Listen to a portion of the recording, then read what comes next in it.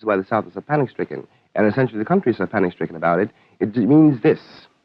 The generation of boys and girls who are sitting down at those lunch counters are the first generation of Negroes in the entire history of America who were not controlled by the Americans' image of them. This is why Montgomery is so demoralized. Little Rock is so paralyzed. New Orleans, people are going mad.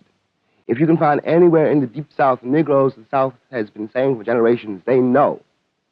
They know the Negro. You would find them in that town. There was not a Negro in that town, really, essentially, who was not working with some white man. There was really no middle class. There were no outside agitators. These people walked.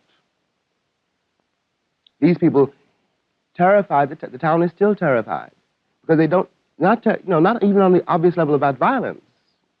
But if they're not who I thought they were, who are they? What is this image that you were This is precisely what is so difficult to get down to, but let me try to put it this way. What is he? I don't know what white people see, when they look at a Negro anymore.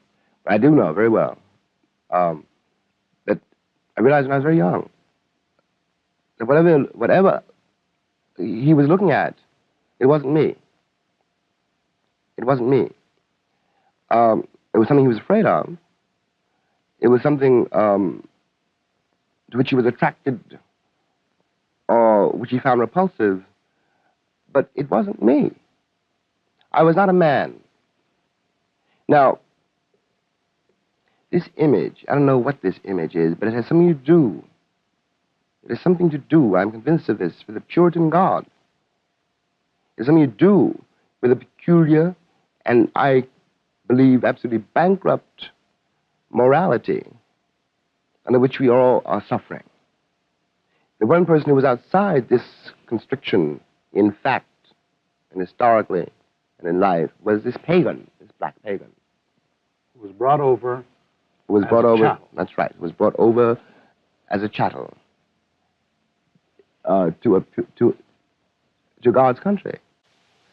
It seems to me that it's a reflection, a direct reflection of the effort made by the white American to keep away, to not be threatened by black people. In some way, the American vision of the world is all wrapped up with their vision of black men, which has to do with their vision of themselves. Black is evil. The saved are white.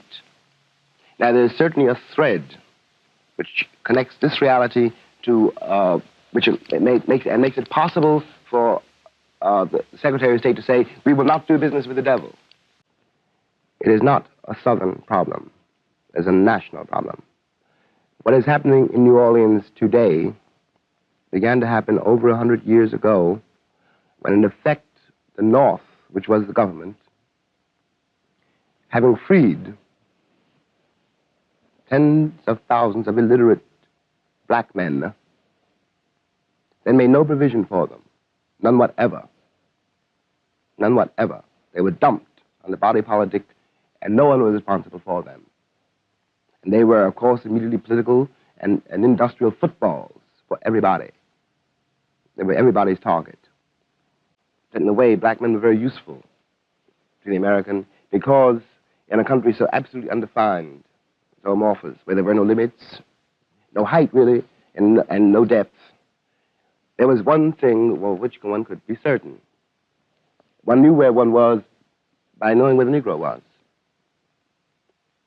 You knew that you were not on the bottom because the Negro was there. You knew, one knows what sin is in the same way. One knows what danger is in the same way. Now, this implies a vision of oneself, it seems to me, and a vision of the world which doesn't stop at the American borders. It is also the way America deals with the world. It cannot possibly avoid moving directly into the heart of the people who make up America.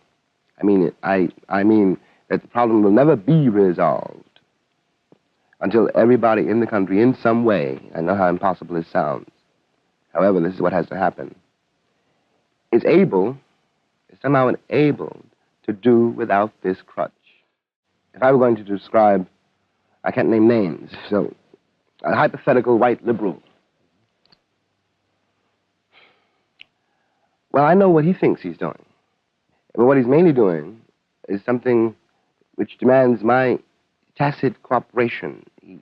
I have to agree that I am what he says I am in order for us to have any dialogue at all. Now, if I don't agree that he is what he I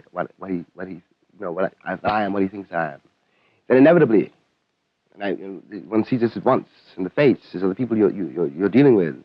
It means that if I'm not what he takes me to be, that means I have a standard of judgment which is not his, which I may then be using to judge him.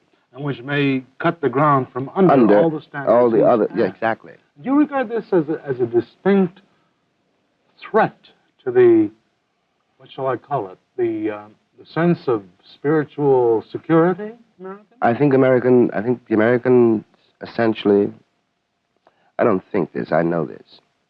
Yes, this is a threat to the American personality as it has so far been constituted.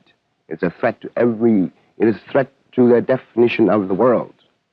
It is a threat to the way what they think reality is. And I also mean to imply something else. Let me put it personally. It's the safest way to put it. There was something in me, for example, sometimes, and certainly when I was much younger,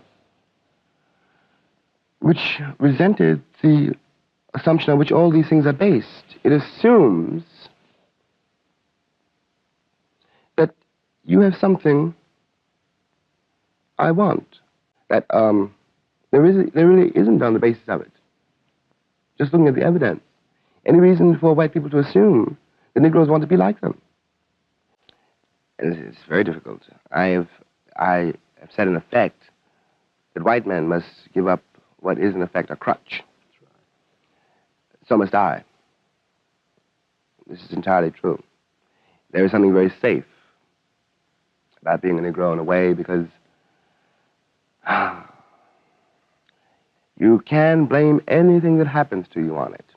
And this is the worst thing about being a Negro, quite apart now from New Orleans, race riots, lynchings, etc., etc. The worst thing about it is at one point somewhere in yourself, you have to realize that, all right, you are a Negro and this is all true, but before that you are a man and your life is in your hands. You are responsible for what happens to you. You cannot blame anybody for it. There is no point. There is no one to blame.